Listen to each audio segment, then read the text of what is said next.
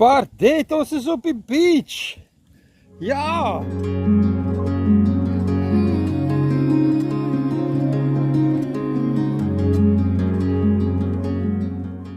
Good morning. Yes, it's Petrus and Pardet with your St. Lucia Experience Beach Walk. I can't call it daily at the moment. We'll see if we can get it from monthly to weekly before we make a daily claim again. Anyway, it's August, it's windy, there's a chill factor in the air, it's 10 to 8 in the morning, and I wish I brought my jacket.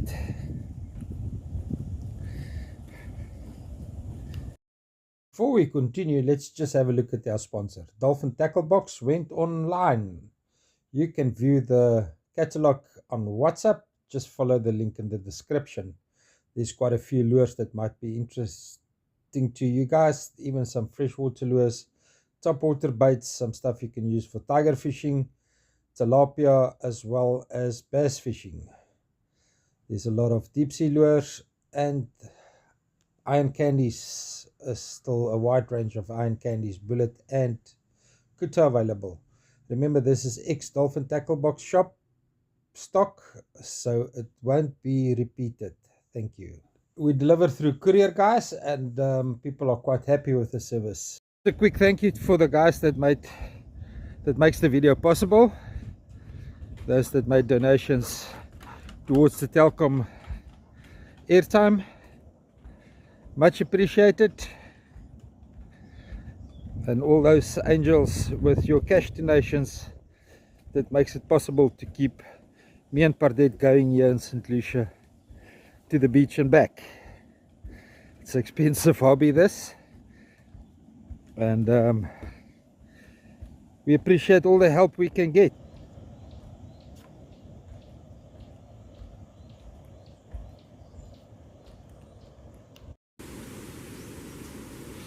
Water level update. Post winter, the reeds are flourishing.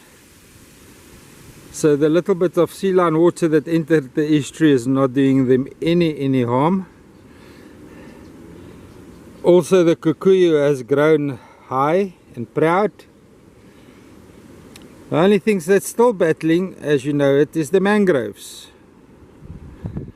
Guys, you will have to bear with me. The gimbal has been giving problems over the last couple of weeks, but it's died completely on me now. Main reason why I don't want to use expensive equipment and walk around like Inspector Gadget is it's adverse conditions we're working in, and the equipment just cannot keep up with the punch it takes. The monkey's upset that Pardet is enjoying their backyard, and she's really rubbing it into them for having access to their backyard. Kom Pardet, ons moet die strand toe gaan. Moenie hou op om die apies kwaad te maak. Trust the scientists, they say. They know what they're doing, they say. They've done 40 years of research, they say. Well, I've got 40 years of experience here in St. Lucia, a little bit more. But the old science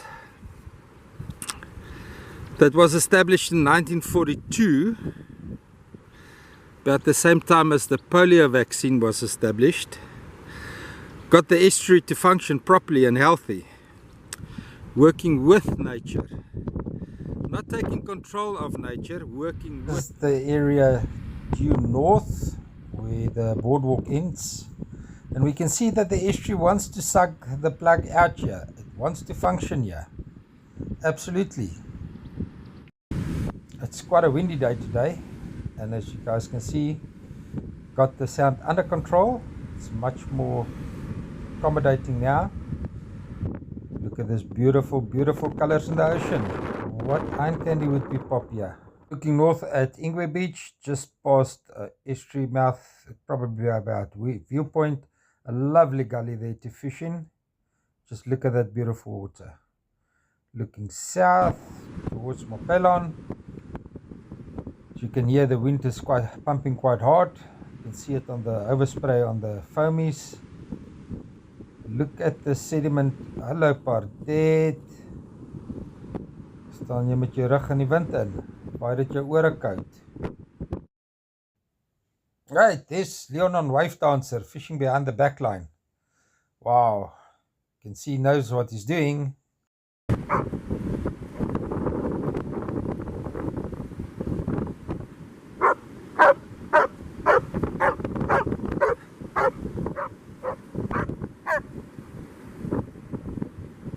So let's explore the beaches a little bit to the south. Pardet is reading SMSs. The sediment buildup at the estuary mouth. Wind-blown sediment. Shut it down completely. What are you finding, Pardet? Who's left you some SMSs here, huh? The man-made sand dune dam wall collapsed completely into the estuary mouth, shutting it down 100%. Remember not too long ago when we reached here in the morning,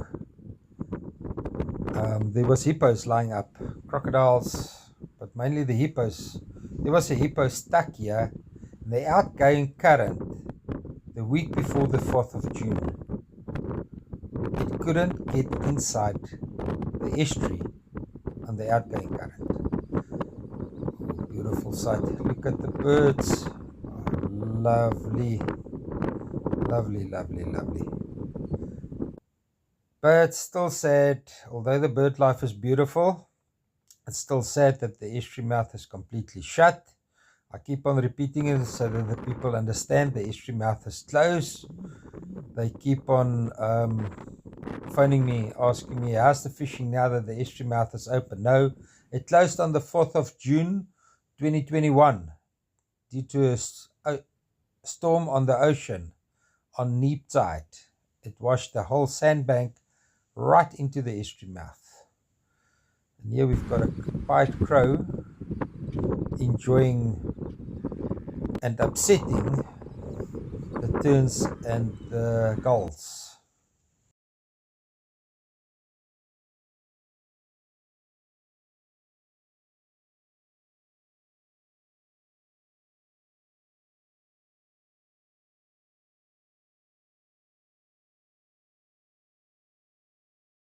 Just a quick sweep from the estuary to the ocean to show you the sediment buildup.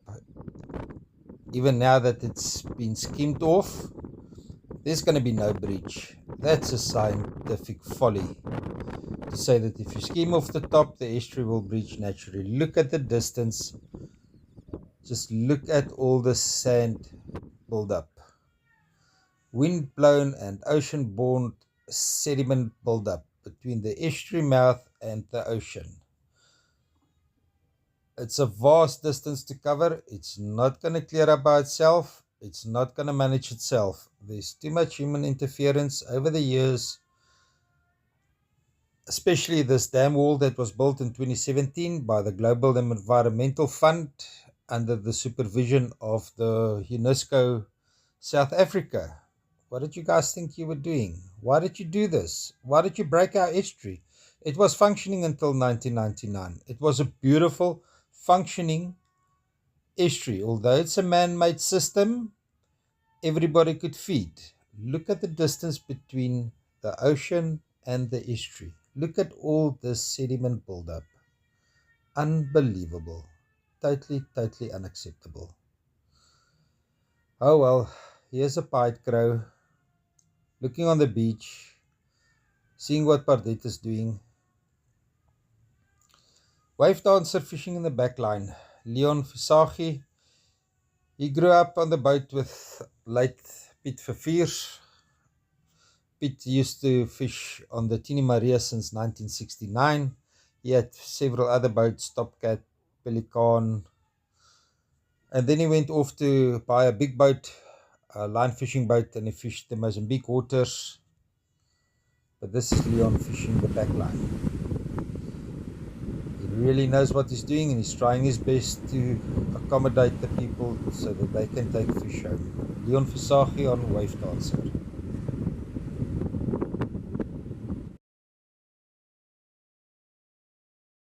Look at the show off. Oh, we on camera, Daddy. We putting up a show for the people. Are you drinking that water? Is it fresh? It doesn't look very tasty. Is it salty? Hey? Are you drinking it? Oh, no. Okay, let's go. Cool. Hi, my name is Petrus Viviers and this is Pardet. And we do beach walks. It used to be daily, but unfortunately due to critics, we decided not to invite everybody on a daily beach walk anymore. People want us to be Inspector Gadget. They don't want to just come along and enjoy the privilege of us inviting you on our beach walk.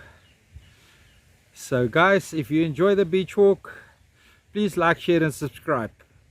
If you want to criticize us, please unsubscribe and don't come back. It's as easy as just that. Soaking up splendor, Daddy. We must go home and have breakfast, girl. Or don't you want to be on video? How's that possible? Look at all the nice food you get for being on video. Hey, don't you like the food the people is buying you? Is that your private time? Okay, I'm sorry. I'm sorry. I'll leave you to enjoy your private time. But unfortunately we got to go. Come. Kom ons gaan. Huis. Kom. Tyd om huis toe te gaan. She's sure dragging her feet to go back home. She doesn't like the home. Okay, let's try and talk above Pardet's huffing and puffing. This is, she gets a panic attack when we drive in the car. This is the public launch site and the conditions is atrocious at the moment. There's no infrastructure management happening here and there's nowhere that you can launch a boat. And that's it. Pretty much the water level is stable. Still a lot of water up at Ndebele Lodge Peninsula that hasn't drained out yet. Still a lot of water on the Mfolozi Flats that hasn't drained out. But the Mfolozi River itself is very, very low at the moment. So we've got water restrictions, water shortages and people that don't have running water at their houses. Right, ons sit hier by Strandloop. We're here at Strandloper Holiday Shack. And we've got a farm chicken that died for a good cause. Oh, it's gonna be a beautiful day today. Thank you, Mommy. Thank you, Daddy. Thank you, chicken. I just want to say that this farm chicken is gonna go down nicely. It's a broiler. I know it's a broiler. But it's been raised with a certain love that only a dedicated chicken farmer can raise a broiler with. So it's gonna go well on the coals. So for today's chicken we're going to use a couple of gimmicks. This I got from the water shop at the end of Mackenzie Street, there at Sunset Jetty. They've got a whole lot of spices there on a shelf that is very, very interesting. One by farm raised chicken, ready to be treated with some extra love and care. So there's the extra spice that I'm going to use with the Malayan rock salt, and I'm going to wrap the chicken first with a little bit of normal cooking oil. I've only got the cheap ShopRite brand here, but that's fine. It's just to make a nice paste that will act as a marinade. Right, after we've wrapped it with the cooking oil, we're going to put some of this Malayan rock salt on it. And then we're gonna treat it with the 3-mix spice and the Worcestershire spice after we've sealed it on the fire. Now there's a lot of ways to skin a cat, and I'm not even going to get into the debate on which is the right method of preparing your fire. Each one to its own. This is my preferred method. I'm gonna use a flat roaster, a 2-knife roaster. The chicken is not pre-cooked, but it would have been nice to just parboil it a little bit to make sure that you get it cooked. I know that there's guys using all sorts of methods to slow cook a chicken. Unfortunately, this is an accidental braai. It wasn't well planned, so it's not going to be a slow cooking chicken, and it's not pre-cooked chicken either. It's just going to go onto the fire. Since Jan Braai has gone vegan, I'm not going to bore you with all the different ways of making vegetables. I'm just going to have chicken and bread. That's it.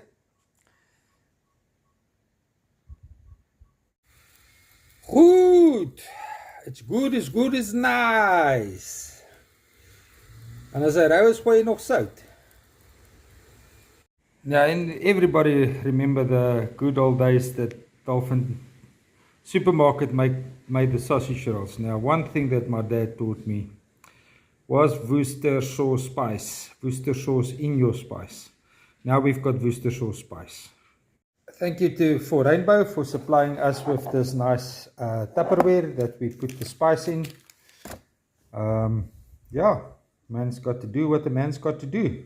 Since the fire is nice and slow, we're going to leave the chicken bone down to cook 80% of the way, and then we'll quickly turn it around and cook the skin side.